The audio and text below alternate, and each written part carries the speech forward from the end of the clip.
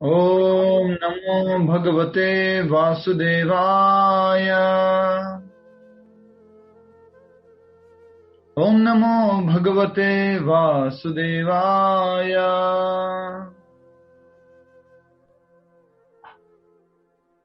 मुखं करोति वाचालं पंगुं लंघयते गिरिं यत्कृपातमहं वन्दे श्रीगुरुदीनतारिणं परमानंद माधवं श्री चैतन्य। हरे कृष्णा। सभी भक्तों का एक बार फिर से स्वागत है दीपावली की छुट्टियों के बाद और बहुत छुट्टियां मनाने के बाद। कुछ लोग आज पहली बार ज्वाइन किए हैं और कुछ लोग क्या कह सकते हैं ज्वाइन कर रहे थे बीच में, अर्थात जो कभी कभी छुट्टी कर लेते हैं। तो सभी का स्वागत है। हरे कृष्णा। हरे कृष्णा प्रभु जी। शुरू करते हैं। आज हम चौथा अध्याय समझ रहे हैं। चौथे अध्याय में हमने 19वां श्लोक कर लिया था और कल 20वें श्लोक की शुरुआत की थी। सभी से आग्रह पुनः कृपया करके अपना वीडियो ऑन करके बैठें। आप सभी को कार्तिक पूर्णिमा की हार्दिक शुभकामनाएं। आज कार्तिक पूर्णिमा है। आज क्या कह सकते हैं, today is the last day for mega sale. आज जो है भगवान का जो मेगा ऑफर, मेगा सेल जो चल रही है उसका अंतिम दिवस है और वो कार्तिक महीने का आज अंतिम दिवस है कार्तिक पूर्णिमा के रूप में। तो कृपया करके अगर अभी तक आप मार्केट नहीं गए हो और इस सेल का लाभ नहीं उठाया हो तो कृपया करके आज लाभ उठा लीजिएगा। अपने घर में भगवान श्री दामोदर जी को, या फिर अगर घर में दामोदर जी नहीं है, लड्डू गोपाल जी को, राधा कृष्ण जी को या सीताराम जी को घी के दीपक से आरती जरूर अर्पण कीजिएगा। और घर के जो सारे सदस्य हैं वो भी घी के दीपक से आरती अर्पण करेंगे। हरे कृष्णा। शुरू करते हैं। 20वां श्लोक एक बार फिर से दोहराएंगे। त्यक्त्वा कर्मफलासंगम् नित्य तृप्तो निराश्रयः कर्मण्यभिप्रवृत्तोऽपि नैव किंचित् करोति सः। बहुत सुंदर। अनुवाद दोहराइए। अपने कर्म फलों की सारी आसक्ति को त्याग कर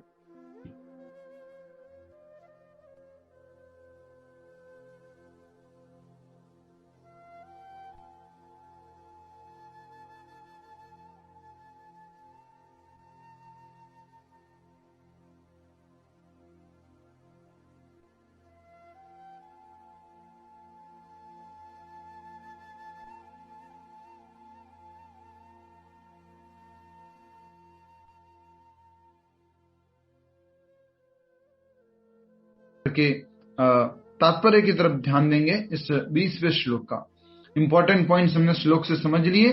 सबसे पहला इंपॉर्टेंट पॉइंट ये है आसक्ति से रहित होना। कौन सी आसक्ति? कर्म के फल की आसक्ति से। दूसरा पॉइंट क्या था? सदैव संतुष्ट रहना, सेटिस्फाइड रहना, कंटेंटेड रहना।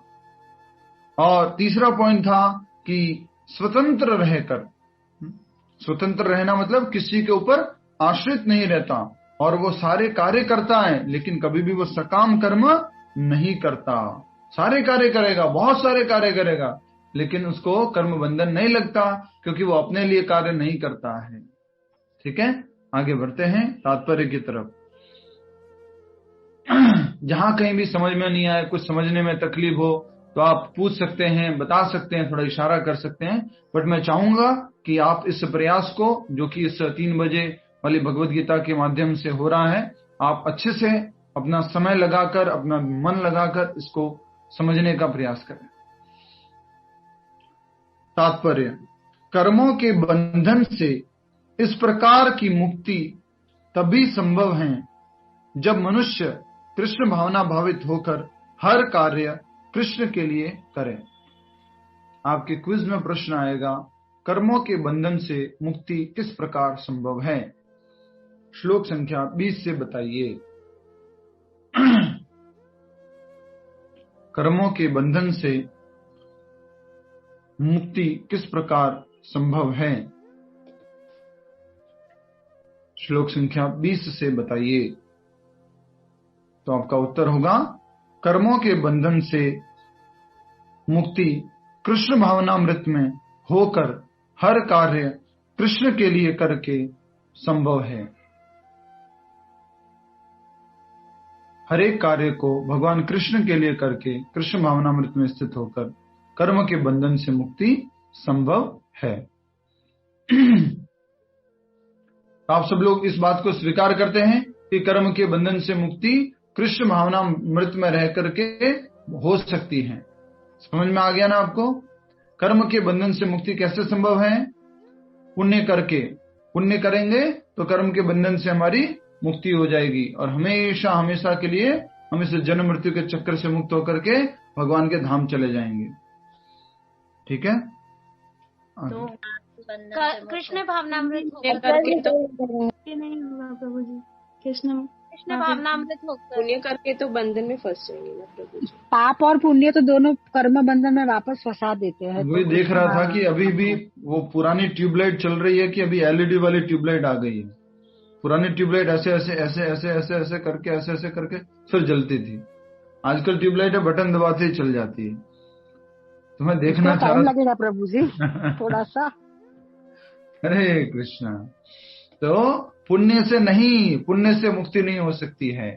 कृष्ण भावनामृत में अगर हम कार्य करेंगे तो हमारी मुक्ति संभव है। क्यों? क्योंकि उसका कोई भी भौतिक फल नहीं आता है। भौतिक फल क्या करता है? हमें बांध देता है।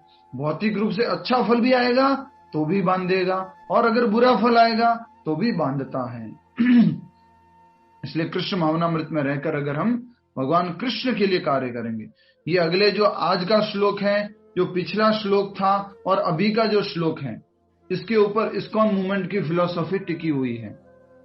इस्कॉन मूवमेंट की जो फिलॉसफी है वो इन श्लोकों पर टिकी हुई है जो आप देख रहे हैं। अभी श्लोक चल रहे हैं, श्लोक संख्या 19, 20 और 21। ये फिलॉसफी इन पर आश्रित है पूरी तरह से। कैसे? क्योंकि इसमें पूरी तरह से कहा जाता है अपनी इंद्रिय तृप्ति से रहित होकर कार्य करना। साधारणतया हम हमारा उदाहरण तो नहीं लेंगे पर जस्ट बोलना चाह रहे हैं कि कल वहां गए थे, जैसे हम कोई भी प्रभु जी वगैरह कहीं जाते हैं, कोई व्यक्ति मिलता है। कल किसी ने ऐसा पूछा था, कहीं पर गए हुए थे तो उस हिसाब से बता रहे, कोई प्रभु जी किसी से मिलते तो बोलते हैं अच्छा एक बात बताओ, ठीक है समझ में आता है आप लोगों का कि ये कपड़े वगैरह मंदिर दे देता है, रहने की सुविधा मंदिर दे देता है, गाड़ी की सुविधा कुछ मंदिर दे देता है, आपका कुछ पॉकेट मनी नहीं मिलता क्या? सैलरी नहीं मिलता क्या आपको? आपका कोई अकाउंट नंबर वगैरह, पर्सनल अकाउंट नंबर जिसमें कुछ आपका, वो सब नहीं होता क्या? तो ये कृष्ण भावनामृत की फिलॉसफी है। क्या फिलॉसफी है? कि अपनी इंद्रिय तृप्ति की कामना से रहित, अपने लिए संग्रह करने की भावना से रहित होकर कार्य करना। हम हमारा जीवन में हम अपने लिए ही संग्रह करते रहते हैं, मेरे लिए मेरे लिए मेरे लिए। जब कृष्ण के लिए थोड़ा सा कहा जाता है कि थोड़ा कुछ कृष्ण को समर्पण कीजिए, कृष्ण को कुछ दीजिए, तो कितना निकलता है? थोड़ा सा ही निकलता है, राइट? तो मंदिर जाते हैं, देखते हैं हुंडी देखते हैं, उसमें अब कुछ डालना है तो पॉकेट में देखते हैं 2000 की भी नोट है, 500 की भी नोट है और 100 की भी नोट है, 50 की भी नोट है, 10 की भी नोट है, कौन सी निकाले? मतलब 10 रुपए की ठीक है कृष्णा के लिए। तो इस प्रकार हमें समझना होगा कि जो कृष्ण भावनामृत है, खास करके जो इस्कॉन संस्था है, उसमें इन सिद्धांतों का पालन किया जाता है। हमें अपने लिए न कार्य करके भगवान कृष्ण की प्रसन्नता के लिए कार्य करना है, अपनी इंद्रिय तृप्ति की भावना को त्याग देना होता है और भगवान श्री कृष्ण की संतुष्टि के लिए कार्य करना होता है। सदैव संतुष्ट रहना होता है और आसक्ति, फल के प्रति जो आसक्ति है उसको त्याग देना चाहिए। तो हमारी कर्मों के बंधन से मुक्ति कैसे संभव है? कृष्ण भावनामृत में कार्य करके भगवान कृष्ण के लिए। कृष्ण भावना भावित व्यक्ति, अगली लाइन देखिए, साथ साथ पढ़िएगा, हमारे साथ साथ रहिए। कृष्ण भावना भावित व्यक्ति भगवत धाम के शुद्ध प्रेम वश ही कर्म करता, भगवान के शुद्ध प्रेम वश ही कर्म करता है। फल स्वरूप उसे कर्म फलों के प्रति कोई आकर्षण नहीं रहता। अब आज आपको जो है बहुत बड़ा सॉल्यूशन मिल रहा है। प्रभु जी, ये कर्म फलों के प्रति आसक्ति हमारी बहुत रहती है, अट्रैक्शन बहुत रहता है, तो इससे मुक्ति कैसे हो? आज प्रैक्टिकल सॉल्यूशन दे रहे प्रभुपाद जी कि इन कर्म के फलों के प्रति जो हमारी इच्छा होती है भोगने की, मैंने किया, I am the doer, doership की जो भावना है, ओनरशिप की जो भावना है, उससे मुक्त होने का यहाँ पर सॉल्यूशन दे रहे प्रभुपाद जी। वो सॉल्यूशन ये है, कृष्ण भावना भावित व्यक्ति भगवान के शुद्ध प्रेम वश ही कर्म करता है, भगवान के प्रेम वश कार्य करता है, भगवान की प्रसन्नता के लिए कार्य करता है, कामवश कार्य नहीं करता है। कामवश मतलब क्या हो गया बोलिए छाया खुद माता जी? कामवश कार्य नहीं करता, वो प्रेमवश कार्य करता है। हरे कृष्ण प्रभु जी। काम वो अपनी इंद्रिय तृप्ति के लिए कार्य करता है, उसे कामवश। हाँ, अपनी इंद्रिय तृप्ति के लिए कार्य करता है, उसको बोलते हैं कामवश। भगवान कृष्ण की प्रसन्नता के लिए कार्य करता है, उसको प्रेमवश कहा गया। तो इसलिए कहा जा रहा है कि वो प्रेमवश कार्य करता है। तो आपका जीवन में बहुत ही एक प्रैक्टिकल पॉइंट यहाँ पर मिल रहा है हमारे को कि फल स्वरूप उसे कर्म फलों के प्रति कोई आकर्षण नहीं रहता, क्योंकि कर्म का फल किसका है? भगवान कृष्ण का। उसको कौन आनंद लेगा, उसको कौन भोगेगा? भगवान कृष्ण भोगेंगे। इसलिए हर एक कर्म के फल को भगवान कृष्ण को अर्पण करते हैं, इसलिए उसको कर्म फल के प्रति आकर्षण नहीं रहता है। और ये स्टेज कितनी जल्दी आ जाती है? एक क्लास सुनने से, 2 क्लास सुनने से,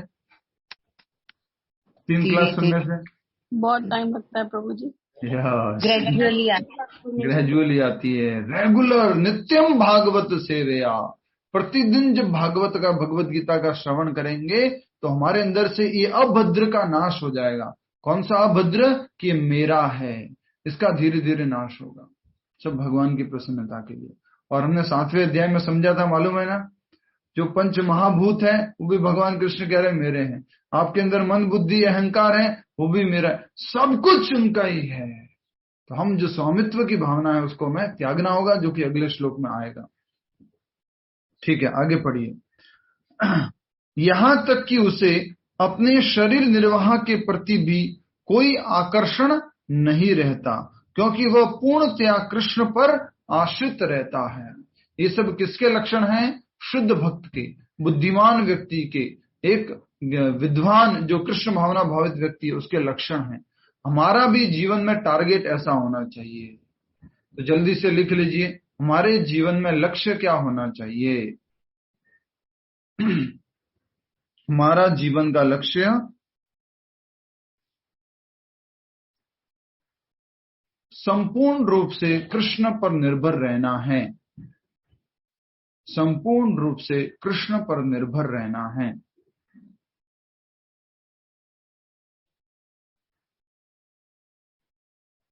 यहां तक कि शरीर निर्वाह के लिए भी, यहां तक कि शरीर निर्वाह के लिए भी संपूर्ण डिपेंडेंस, इसको क्या बोलते हैं? पूर्ण रूप से निर्भरता भगवान के ऊपर। श्लोक में सब एक बार दोबारा बोलेंगे शुरू से प्लीज। जी माता जी। हमारे जीवन का लक्ष्य पूर्ण रूप से भगवान श्री कृष्ण पर निर्भर रहना है, यहां तक कि शरीर निर्वाह के लिए भी। डे टू डे जो शरीर से संबंधित है, भोजन है, रहना है, सोना है, वो सब भी, उसके लिए भी हमें पूर्ण रूप से किस पर निर्भर रहना है? भगवान कृष्ण पर निर्भर रहता है। इसके लिए क्या शब्द है श्लोक के अंदर? स्वाति जी, इसके लिए क्या शब्द है श्लोक के अंदर? श्लोक के अंदर शब्द क्या है? संस्कृत शब्द बताइए। शरीर निर्वाह के लिए प्रभु जी?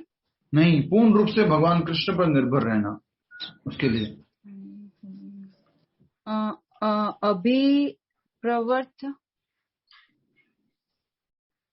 एक मिनट में प्रभु जी। आपको डायरेक्टली नहीं मिलेगा, ये डायरेक्टली शब्द नहीं मिलेगा, ये इनडायरेक्ट है वो, डायरेक्टली नहीं। हाँ बोलिए सोनम, सोनी जी बोलिए। निराश्रय जो है, तो इसका मतलब है भौतिक रूप से अपने ऊपर आश्रित नहीं रहना है, भौतिक वस्तुओं पर आश्रित नहीं रहना। किसके ऊपर आश्रित रहना है? भगवान कृष्ण के ऊपर आश्रित रहना है, ये शब्द बताया गया है। ठीक है, आगे वह एक एक चीज इसमें महत्वपूर्ण है। ठीक है, ये सारे अपने एक एक पॉइंट बनते हैं कि हमारे जीवन में हमारा जीवन कैसा होना चाहिए, शुद्ध भक्त के लक्षण कैसे होते हैं, एक एक लाइन इसमें महत्वपूर्ण है। वह न तो किसी वस्तु, हाँ अपने शरीर निर्वाह के लिए कृष्ण भावनामृत में रहना वो थोड़ा समझाइए ना डिटेल में। यही कहना चाह रहे हैं कि मान लीजिए शरीर निर्वाह करना है, अर्थात क्या करना है? शरीर को भोजन देना है, शरीर को नहलाना है, शरीर को स्वस्थ रखना है। उसके लिए भी वो भगवान पर निर्भर रहता है। उसके लिए वो अलग से काम नहीं करता कि मैं ऑफिस जाऊंगा, थोड़ा पैसा कमाऊंगा, पैसा आएगा तो मैं शरीर को भोजन लेके आऊंगा। वो सब उसके लिए वो कुछ भी कार्य नहीं करता है। पूरी रूप से, संपूर्ण रूप से भगवान कृष्ण पर निर्भर रहता है वो। समझ में आया आपको? पहले भी एक श्लोक आया था इसी तरह का, क्या कि शरीर निर्वाह करने के लिए कुछ न कुछ तो काम करना ही पड़ेगा। और उदाहरण किसका दिया था बोलिए? उदाहरण किसका था? हाँ, अनीता टंडन माता जी बोलिए, बहुत अच्छा बोल रहे हैं। हरे कृष्ण प्रभु जी, उन्होंने कहा था कि शेर भी उसके मुंह में खाना अपने आप नहीं पहुंचता, नहीं उसको हाथ सुप्तस्य उठाना पड़ता है। सिंहस्य प्रवशन्ति मृगे मुखाहा। जो सोता हुआ शेर है, भले वो जंगल का राजा है, लेकिन ऐसा नहीं है कि उसके मुख में ऑटोमेटिकली जो है हिरण आकर के बोलेगा मैं तुम्हारा भोजन बन जाती हूँ, अब तुम मुझे खा लो। उसको भी कार्य तो करना पड़ेगा शरीर निर्वाह करने के लिए। तो शरीर निर्वाह करने के लिए कार्य करना पड़ता है। लेकिन जब कोई भक्त पूर्ण रूप से भगवान पर आश्रित हो जाता है तो शरीर निर्वाह के लिए भी कार्य नहीं करता है। तो जल्दी से सटोरी टाइम। कौन सा टाइम? सटोरी टाइम। बिहार में कैसे बोलेंगे? Story time. Story time, right? ठीक है। हरे कृष्ण। तो लंबी स्टोरी है पर शॉर्ट में बताऊंगा, इसको कभी और भी समझेंगे। एक बार एक मृगारी था, शिकारी था, और वो जंगल में शिकार कर रहा था। शिकार कैसे करता था? वो जानवरों को आधा मारकर छोड़ देता था। कोई हिरण है, कोई भालू है, कोई कबूतर है, कुछ है, खरगोश है, उसको आधा मारता था और उसको तड़पता हुआ दिखता था। और वो उसमें देखो क्या तड़प रहा है, उसको उसमें खुशी मिलती थी। और इस प्रकार से वो प्रतिदिन ऐसे ही करता था। झाड़ी के पीछे छुप जाता था और तीर मारता था। एक दिन वहां पर कौन पहुंच गए? देव ऋषि। देव ऋषि कौन है बोलिए? देव भी है और ऋषि भी है। नारायण नारायण। पहुंच गए नारद मुनि वहां पर। बोले ये क्या हो रहा है यहाँ पर जंगल में? आधे मरे हुए जानवर, इतना ज्यादा कौन तड़पा रहा है इनको? इतना कौन क्या बोल सकते हैं, निर्दयी व्यक्ति आ गया है जो इनको आधा मार रहा है। तो नारद मुनि ने सबसे पहले क्या किया? उन जानवरों के जो पेट में लगी हुई तीर थे उनको बाहर निकाल दिया और जानवरों को वहां से फ्री कर दिया, भगा दिया वहां से। उसी समय वो शिकारी जो पीछे बैठा हुआ था वो वहां से बाहर आता झाड़ियों के पीछे से। कौन है आप? क्यों इन जानवरों को भगा रहे हैं आप? तो नारद मुनि फिर उनको बताते हैं मैं देव ऋषि नारद हूं। बोले अच्छा, आपने क्यों इनको भगा दिया? बोले तुम इतना उनको तकलीफ क्यों दे रहे हो, इतना कष्ट क्यों दे रहे हो? तब नारद मुनि उनको बताते हैं कि हे मृगारी, तुम अगर इनको इतना कष्ट दे रहे हो ना, तुम्हें भी इससे कई गुना कष्ट भुगतना पड़ेगा। Every action has equal and opposite reaction. तो तुम्हें भी इसका कष्ट जो है भुगतना पड़ेगा। तो हे मृगारी, तुम्हें जो है नरक के अंदर सजा मिलेगी। किसी को एक दो नरकों के नाम मालूम है क्या? मालूम है एक दो नरकों के नाम? रव, कुंभी पाक, रव नरक। अरे वाह माता जी, बहुत अच्छा। अय्यपाना, तप्त सुरमी, रौरवा, कुंभी पाका, ये सब अलग अलग नरकों के नाम हैं। भागवत में 5वें स्कंद में अंतिम अध्याय में आते हैं। और आपके जो गरुड़ पुराण पढ़ते हैं किसी की मृत्यु के समय, उसमें भी ये सारे कुछ नाम आते हैं। तो नारद मुनि ने उसको बोला कि वहां पर तुम्हें क्या किया जाएगा? उस नरक के अंदर तेल के अंदर फ्राई कर दिया जाएगा। तुम्हें वहां पर पूरी तरह से जो बाज होते वो आकर के तुम्हारे शरीर को नोचेंगे, तुम्हें बहुत कष्ट होगा। बोलता मुझे नरक वर्ग के बारे में मालूम नहीं है, आप क्या कह रहे हैं, ये मैं कुछ नहीं जानता। तब नारद मुनि उसको समझाते हैं कि तुम्हें ये पाप कर्म करना छोड़ना होगा। ये स्टोरी क्यों बता रहा हूं आपको, मुझे बताना है और समझना है अच्छे से। तो नारद मुनि से वो शिकारी कहता है देखिए मेरे दादाजी भी यही काम करते थे, मेरे पिताजी भी यही काम करते थे और मैं भी यही काम कर रहा हूं, और इसी से मेरा जीवन निर्वाह हो रहा है, शरीर निर्वाह हो रहा है, मेरा परिवार का पोषण हो रहा है, किसी से, इसी से हो रहा है। तो नारद मुनि बोलते आधा मरा हुआ क्यों छोड़ते हो भैया, चलो अगर तुम्हें मारना ही है तो पूरा मार दो, आधा क्यों मार रहे हो ऐसे, कष्ट क्यों दे रहे हो ऐसे। तो बोलता नहीं, मुझे उसमें बहुत आनंद आता है ऐसे मारने में। तब नारद मुनि उसको अच्छे से समझाते हैं, नहीं ये तो बहुत ज्यादा पीड़ा देना हो गया, बहुत कष्ट देना हो गया, तो अब तुम्हें ऐसे नहीं करना चाहिए। तब जो है जैसे कि मुस्लिम धर्म जो है उसमें भी आपने सुना होगा झटका मीट, सुना है ना, झटका मीट, हलाल खाना उनको मना है, ऐसा कुछ बोलते हैं, हलाल नहीं खाते हैं ऐसा कुछ। हलाल का मतलब समझ गया ना, तड़पा करके पूरा एकदम धीरे धीरे टर टर टर टर। प्रभु जी मुस्लिम हलाल खाते हैं, हलाल खाते हैं, झटका खाते हैं, झटका मीट तो हिंदूज खाते हैं, दाल खाते प्रभु जी। अच्छा ठीक है, तो मैं जस्ट हरे कृष्ण रिवर्स हो गया, कुछ सुना हुआ था इसलिए दिमाग में हलाल इमेजिन करना भी, अरे बस बस बस बस अब इमेजिन नहीं हो पा रहा मेरे से, अब कष्ट हो जाएगा कुछ। तो आगे बढ़ते हैं। तो इस प्रकार से वो नारद मुनि फिर उसको बोलते हैं, हे शिकारी, हे मृगारी, आज तुम अपना धनुष और बाण जो है तोड़ दो, आज के बाद ये काम नहीं करोगे, ये पाप वाला काम नहीं करोगे। तो जैसे ही उस नारद मुनि ने उनको बोला तो सबसे पहला प्रश्न क्या हुआ उसका, शिकारी का, मेरा भोजन, मेरा आजीविका, मेरा शरीर निर्वाह कैसे होगा, मैं तो यही जानता हूं, इसके अलावा कोई काम नहीं जानता हूं, मेरा जीवन कैसे चलेगा। नारद मुनि बोलते हैं तुम चिंता मत करो, उसका प्रबंध मैं करूंगा, भगवान करेंगे, ऐसे करके नारद मुनि बोलते हैं। और तुरंत फिर नारद मुनि ने जैसे ही बोला, हे शिकारी अब तुम अपना धनुष और बाण तोड़ दो, तो उन्होंने तुरंत तोड़ दिया। ये बात यहां पर नोट करने की है कि जब प्योर डिवोटी बोलते हैं ना, प्योर डिवोटी, शुद्ध भक्त, तो उनकी बातों का इमीडिएट इफेक्ट होता है। समझ में आया आपको? जब शुद्ध भक्त बोलते हैं तो उनकी बातों का इफेक्ट कैसा होता है, इमीडिएट, तुरंत होता है। जैसे प्रभुपाद जी गए अमेरिका और वहां जाके उन हिप्पीज को बोला मांस खाना छोड़ दो, नशा करना छोड़ दो, जुआ छोड़ दो, उन्होंने छोड़ दिया।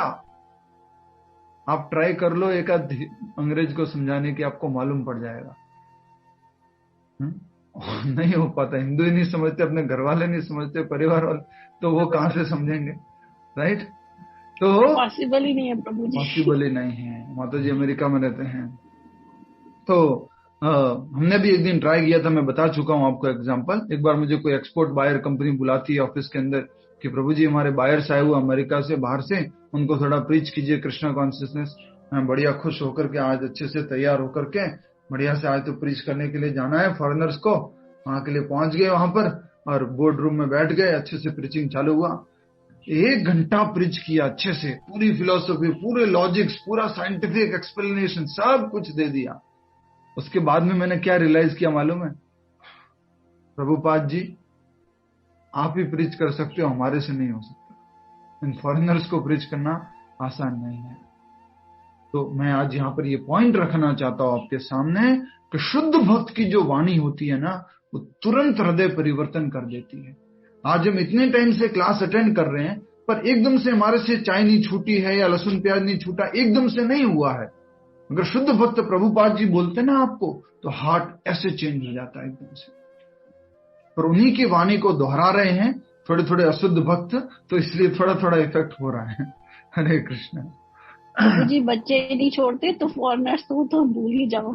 यस माता जी, आपके बच्चे अच्छे से मालूम है मुझे। हरे कृष्ण।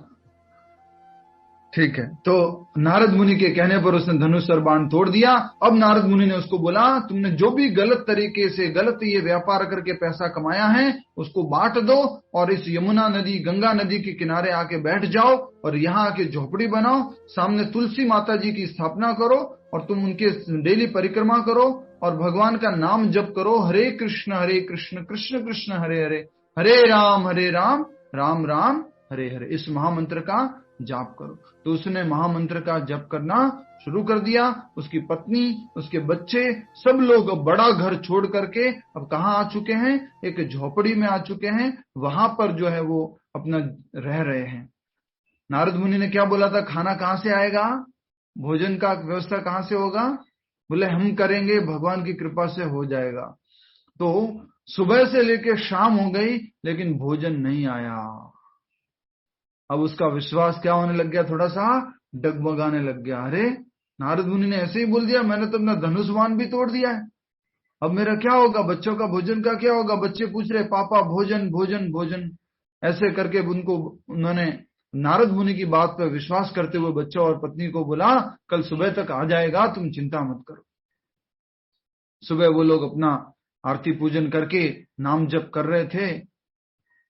1 नहीं, 2 नहीं, 5 नहीं, 10 नहीं, पूरे के पूरे गांव वाले आसपास से उनके लिए भोजन लेके वहां पर पहुंच जाते हैं, पूरे के पूरे गांव वाले। और वो शिकारी मृगारी रोने लग जाता है कि मैंने मेरे गुरु जी की बात पे, नारद मुनि की बात पर शक किया। कितना भोजन भेजा है उन्होंने, मैंने तो इस भोजन के लिए काम नहीं किया, मैं तो कहीं नौकरी करने नहीं गया, इतना भोजन प्रबंध किया है। अब वो फिर उन गांव वालों से निवेदन करता है कि कृपया करके एक एक व्यक्ति भोजन देने आ जाइएगा, हमें इससे ज्यादा भोजन नहीं चाहिए। इस प्रकार से वो उसके जीवन निर्वाह के लिए भोजन की व्यवस्था हुई। फिर क्या होता है? एक दिन वहां पर 1 साल बाद, इशारा कीजिए कितने टाइम बाद, सभी लोग इशारा करना है यार। 1 साल बाद वहां पर कौन आते हैं? नारद मुनि पर्वत मुनि के साथ आते हैं और आकर के बोलते हैं, वहां पे खड़े हो जाते हैं, उससे लगभग 500 मीटर 600 मीटर दूर खड़े होते हैं। विनोद जी सुन रहे हैं ना? अच्छा ठीक है, हरे कृष्ण। सबका ध्यान रखना होता है मुझे। तो 500-600 मीटर दूर खड़े थे और वहां पर जैसे ये शिकारी अपने गुरुदेव को देखता है, नारद मुनि को देखता है, वो वहां से भागता हुआ आता है। कैसा भागते हुआ आता है? याद कीजिए, स्टोरी शायद बता चुका हूं। जिगजैग, कभी कूद रहा है, कभी लेफ्ट राइट, कभी ऐसे जंप कर रहा है, ऐसे टेढ़ा मेढ़ा दौड़ता हुआ आ रहा है उनके पास में। और आ रहा है, आकर के उन्होंने जमीन पे अपना कुछ, जैसे वो होता है ना हम लोग जो ऐसे चादर डालते हैं, वैसे वो चादर जो डाला और उनसे पूरा जमीन पे थोड़ा उसको साफ किया, बिछाया और फिर उसने प्रणाम किया। भागता हुआ जब आ रहा था तो पर्वत मुनि ने पूछ लिया नारद मुनि से, नारद मुनि ये कैसा शिष्य है आपका? आप तो टेढ़े मेढ़े हो ही हो, ये भी टेढ़ा मेढ़ा हो गया है क्या? ऐसे क्यों भागते हुए आ रहा है, सीधा सीधा क्यों नहीं आ रहा है? हाँ? तो पर्वत मुनि को नारद मुनि बोलते हैं तुम ही पूछ लेना उससे। तो सब कुछ हो गया, प्रणाम किया उसने। फिर पर्वत मुनि पूछते एक बात बताओ भैया, तुम ऐसे भागते हुए क्यों आ रहे थे? टेढ़ा मेढ़ा क्यों भागते हुए, जंप करते हुए क्यों आ रहे थे? कौन बताएगा आप में से जिसने कहानी नहीं सुनी हुई है? जिसने कहानी नहीं सुनी हुई है उनको बताना है, ऐसे क्यों भागता हुआ आ रहा था वो, ईमानदारी से, जिसने कहानी नहीं सुनी हुई है। खुशी से, प्रसन्नता से। प्रसन्नता से, ठीक है। दूसरा कोई? खुशी से। प्रभु जी, यस। शायद नीचे कोई जानवर या कीड़ी मकोड़े कुछ हो गए तो उसको बचाने के लिए। आपको क्या हो गया, इतना एडवांसमेंट कैसे कर लिया आपने? हाँ सही है। हरी गो।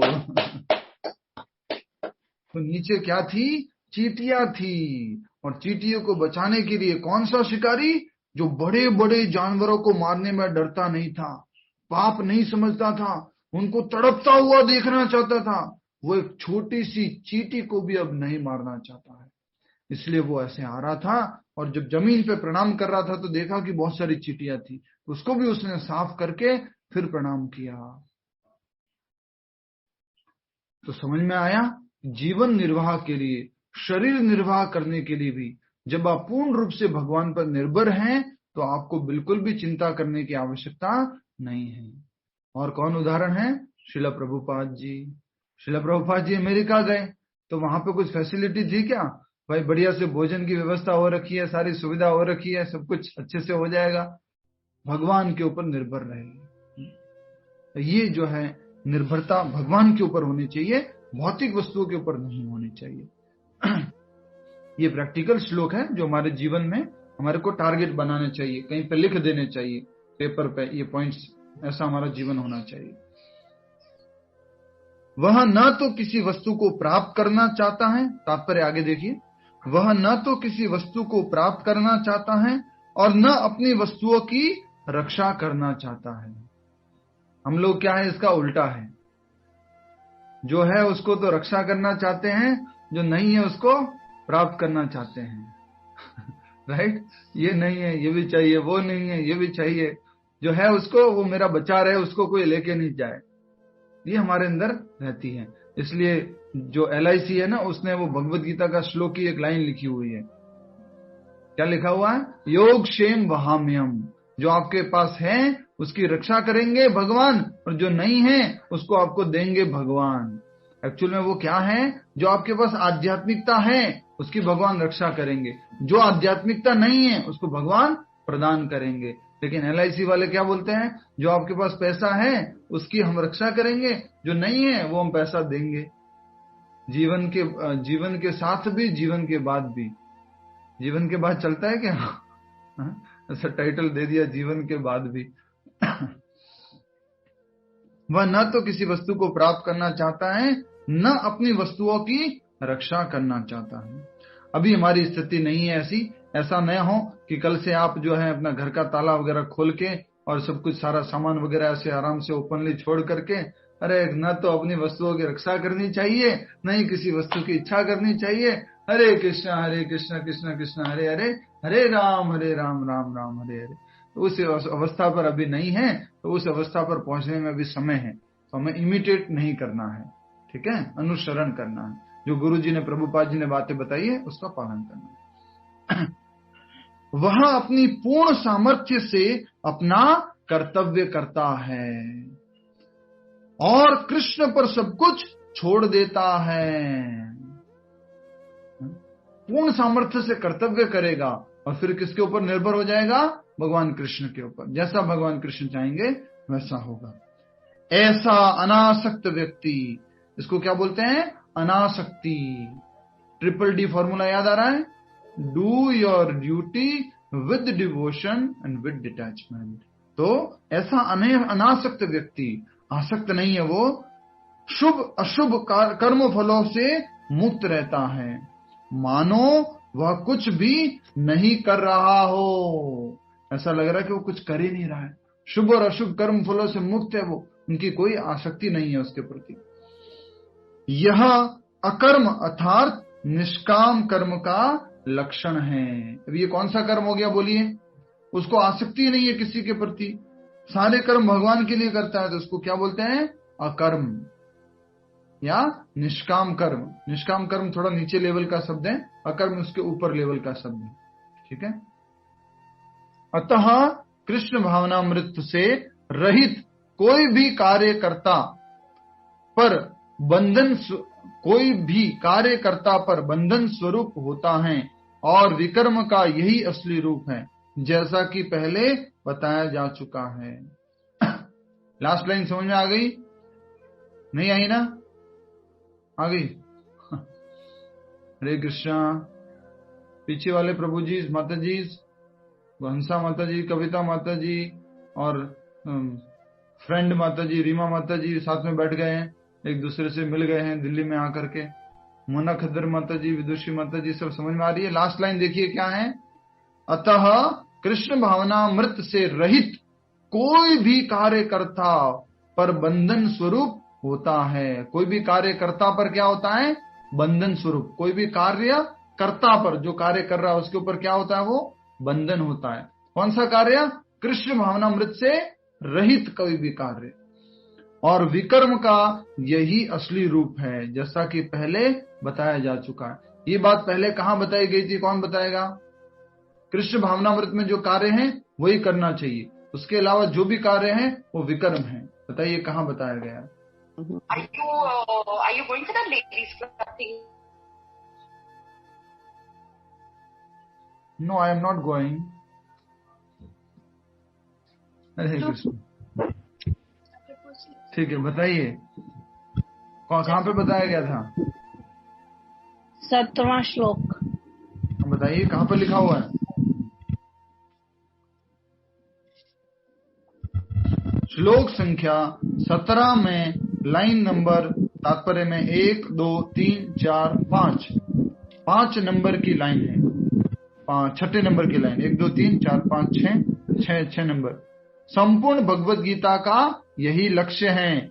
इस भावनामृत के विरुद्ध सारे निष्कर्ष एवं परिणाम विकर्म या निषिद्ध कर्म है। कृष्ण भावनामृत में कर्म है वही वास्तविक हमें करना चाहिए, बाकी सब क्या है, विकर्म है। समझ में आ गया आपको?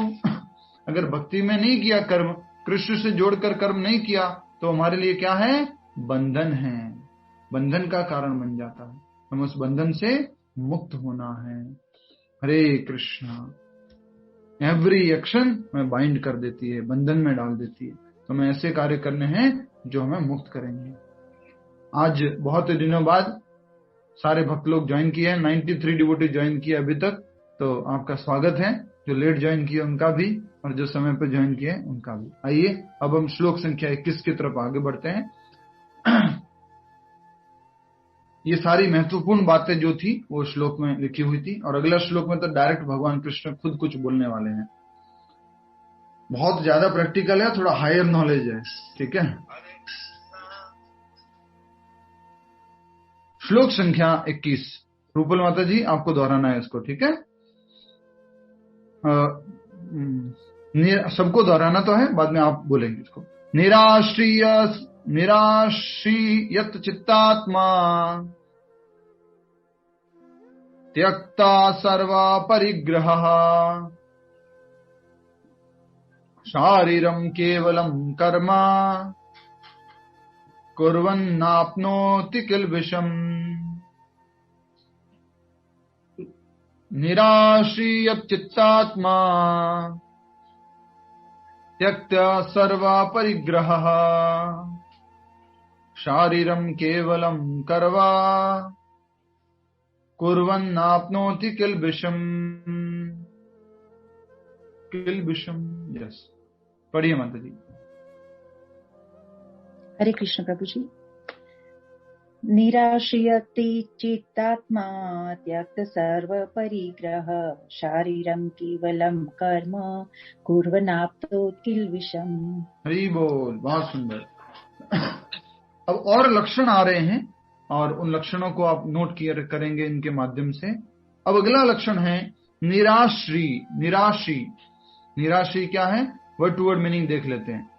फल की आकांक्षा से रहित निष्काम, यत संयमित चित्त आत्मा मन तथा बुद्धि त्यक्त छोड़ा सर्व समस्त परिग्रह स्वामित्व शारीरम प्राण रक्षा केवलम मात्र कर्म कुर्वन करते हुए न कभी नहीं आपनोति प्राप्त करता है किल्बिषम पाप पूर्ण फल।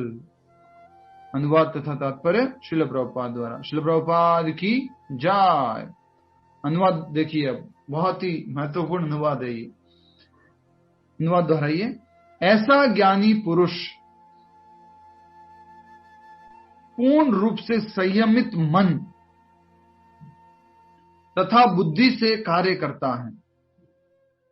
क्या क्या संयमित है, मन और बुद्धि दोनों संयमित है।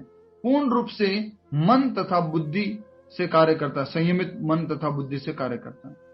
अपनी संपत्ति के सारे स्वामित्व को त्याग देता है।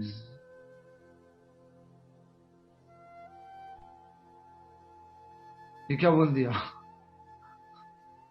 अपनी संपत्ति के सारे स्वामित्व को त्याग देता है। जैसा अभी बोला था ना मैंने, कि श्लोक को सुनने के बाद बस अब तो बस कुछ नहीं है, सब भगवान का है, सब खुला छोड़ दो, कोई बात नहीं।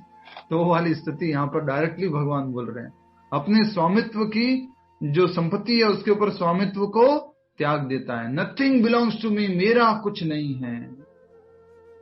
जनरली आरती में बोलने के लिए तो बोलते हैं हम, क्या, जो कुछ है सो तेरा, तेरा तुझको अर्पण, तेरा तुझको अर्पण क्या लागे मेरा, ऐसा कुछ बोलते तो हैं, लेकिन भगवान को अर्पण करना इतना सरल नहीं है। एक बार एक बहुत बड़े बिजनेसमैन, बहुत धन संपत्ति था उनके पास। वो डेली प्रभु जी के पास आते थे, बात करते थे, चर्चा करते थे। प्रभु जी, ये कोई दुनिया काम की नहीं है, कुछ भी रखा नहीं है दुनिया में, बच्चे परिवार सब ऐसा ही है, ये बच्चे भी साथ नहीं देते हैं, परिवार वाले लोग भी साथ नहीं देते हैं, मित्र सगे संबंधी कोई साथ नहीं देता है। मैं तो सबको छोड़ने की इच्छा है, कुछ काम का नहीं, सब भगवान को, मैं भगवान को सरेंडर करना चाहता हूँ। प्रभु जी बोले बहुत अच्छा है, तो सरेंडर करना चाहते हो, अच्छी बात है, लेकिन ठीक है, आप परिवार का ध्यान रखिए, समाज का थोड़ा कुछ मर्यादा होता है, उसका ध्यान रखिए। तो थोड़ा सा उम्र हो तब आप थोड़ा देखिए ध्यान से। नहीं नहीं प्रभु जी, कुछ मतलब नहीं है संसार, सब मैं तो पूरी तरह से समर्पण करना चाहता हूँ भगवान को। तो एक दिन वो जो है क्या कहते हैं, अब मैं जा रहा हूँ प्रभु जी, कुछ टाइम बाद आऊंगा आपके पास। 5-6 महीने हुए, 1 साल 2 साल हुआ, घर पे रहा पूरा सब कुछ, और 2 साल बाद वो वापस वहां पर आया प्रभु जी के पास, और आके बोलते, प्रभु जी बोलते, अरे आप बहुत दिनों बाद आए, क्या बात है गुप्ता जी, इतना टाइम कहाँ थे, कुछ बात भी नहीं हुआ, चर्चा भी नहीं हुई, इतना टाइम बाद क्यों? प्रभु जी बस मैंने आज पूर्ण रूप से सरेंडर करने के लिए आ गया हूं मैं, अब मैं वापस घर नहीं जाने वाला हूँ, पूर्ण रूप से समर्पण कर दिया मैंने। अच्छा, समर्पण कर दिया, बड़े ने। तो आप इतना टाइम कहाँ पर थे, आप इतना टाइम क्यों लग गया आपको, 2 साल बीच में आए नहीं कुछ भी? एक्चुअली में ना मेरी सारी संपत्ति, मेरा घर, मेरी गाड़ियां, वो सब बच्चों के नाम पे करके आ रहा था, परिवार के नाम पे करके आ रहा था, अब मैं पूरा समर्पण करने के लिए आ गया हूं। प्रभु जी बोलते हैं उसको फिर, अरे भैया कैसा समर्पण है ये, सब कुछ तो बांट करके आ गया और भगवान के लिए बोला खाली याद में आ गया हूं, और उम्र भी इतनी हो गई है कि चरणामृत बांटने के अलावा कुछ काम नहीं कर सकते हो। राइट, बोला मैं समर्पण करने के लिए, तो भगवान को कुछ देना था ना, समर्पण में देना है तो नहीं प्रभु जी, वो तो सब 2 साल में यही काम कर रहा था, प्रॉपर्टी किसके नाम करनी है, घर किसके नाम करना, गाड़ियां किसके नाम, वही सब कार्य कर रहा था। तो कई बार ऐसा समर्पण कर देते हैं लोग। तो यहाँ पर संपत्ति जो है उसका भी स्वामित्व त्याग देने की बात कही गई है। अगला देखिए, नेक्स्ट लाइन पढ़िए और उसका अनुवाद उसको दोहराइए। टाइम पे समाप्त करेंगे आजकल, आप चिंता मत कीजिए, हमारे ऊपर भी बाउंडेशन है आजकल, 4:30 बजे कीर्तन में भी जाना है। और केवल शरीर निर्वाह के लिए कर्म करता है। आ गई ना वो लाइन? आज का टॉपिक भी क्या था? आज का टॉपिक क्या था? केवल शरीर यस, केवल शरीर निर्वाह के लिए कार्य करना। एक बार सोच के देखिए, अच्छे से सोच के देखिए, शरीर निर्वाह करने के लिए कितनी चपाती खानी होती है, या कितना कुछ भोजन करना होता है? थोड़ा सा भोजन चाहिए। थोड़ा प्रैक्टिकल बातें कर रहे हैं, इसको आप अदरवाइज मत लीजिएगा कि ऐसा नहीं है कि पैसा कमाना गलत है, बड़ा घर में रहना गलत है, वो सब नहीं कह रहे, पर वास्तव में आत्मा और शरीर को साथ में रखने के लिए हमें कार्य करना चाहिए। आत्मा और शरीर साथ में रहे उतना हमें कार्य करना चाहिए, उतना हमें धन कमाना चाहिए, उतना हमें घर में रहना चाहिए।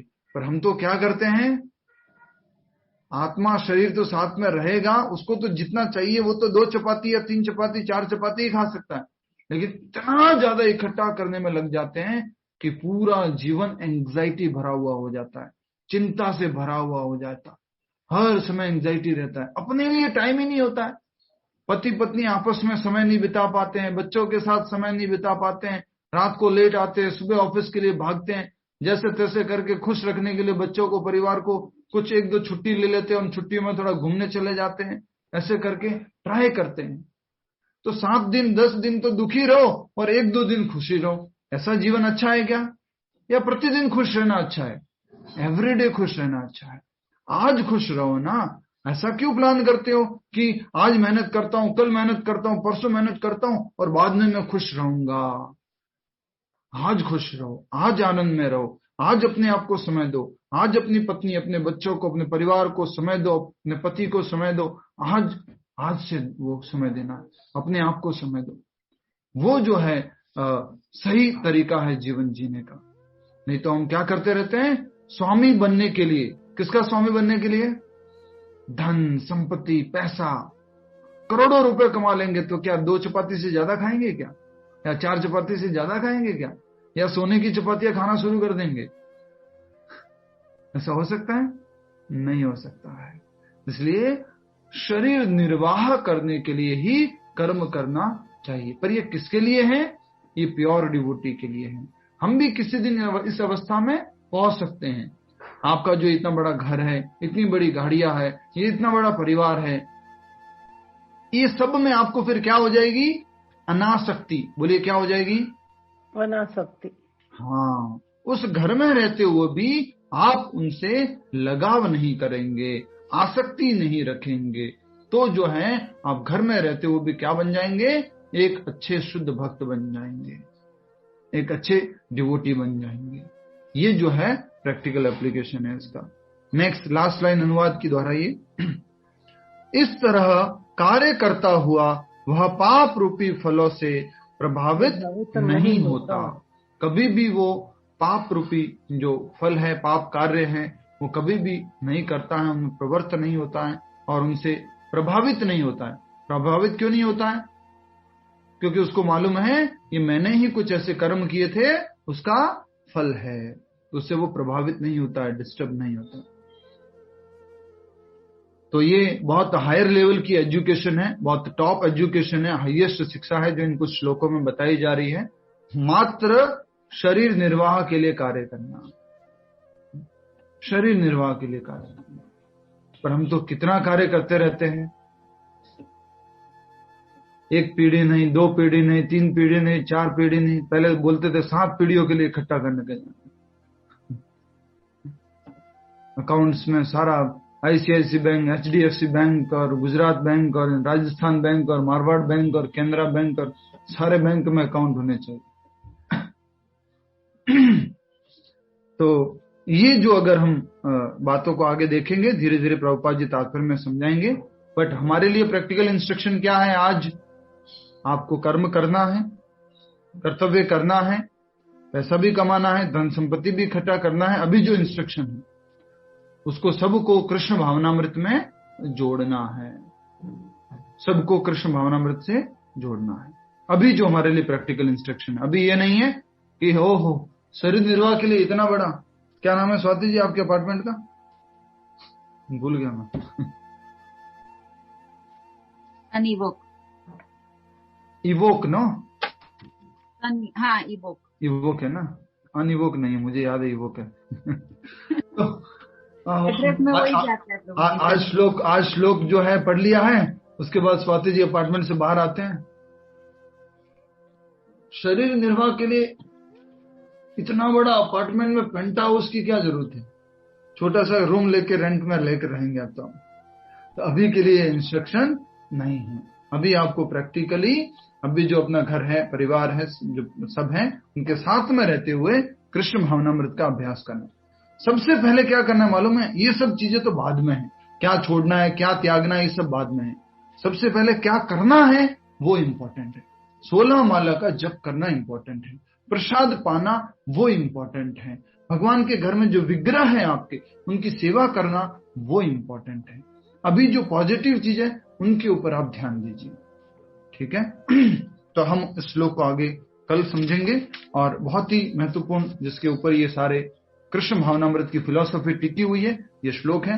आपसे एक बार मैं आग्रह करता हूं कि इन श्लोकों को एक बार आप घर पे पढ़ लीजिएगा, जो अनुवाद है इसके तात्पर्य है उसको एक बार घर पे पढ़िएगा, और कल आप ये तात्पर्य पढ़ के आइएगा। बहुत अच्छा तात्पर्य दिया श्रील प्रभुपाद जी ने, उदाहरण भी दिए हैं इसमें, तो आपको अच्छे से समझ में आएगा। और मैं एक बार फिर से आग्रह करता हूं कि जब आप तात्पर्य पढ़ के आएंगे, आप श्लोक पढ़ के आएंगे, तो आपके पास क्या होगा बोलिए? प्रश्न होगा पूछने के लिए। कुछ प्रश्न तो क्लास के अंदर उत्तर हो जाएंगे, कुछ ऐसे प्रश्न होंगे जो उत्तर आपको नहीं समझ में आया होगा, तो आप उत्तर फिर आप पूछ पाएंगे। एटलीस्ट 2 बजे भी 3 बजे अगर आप जब क्लास स्टार्ट होती है उस टाइम में भी बुक खोल के बैठेंगे, या रात को सोने से पहले बुक खोल के बैठेंगे, तो आप एक बार पढ़ सकते हैं। 10 मिनट लगता है पढ़ने में, ठीक है? सभी का बहुत बहुत धन्यवाद। और आज बहुत सारे डिवोटी ज्वाइन किए हैं। आइए अम्मा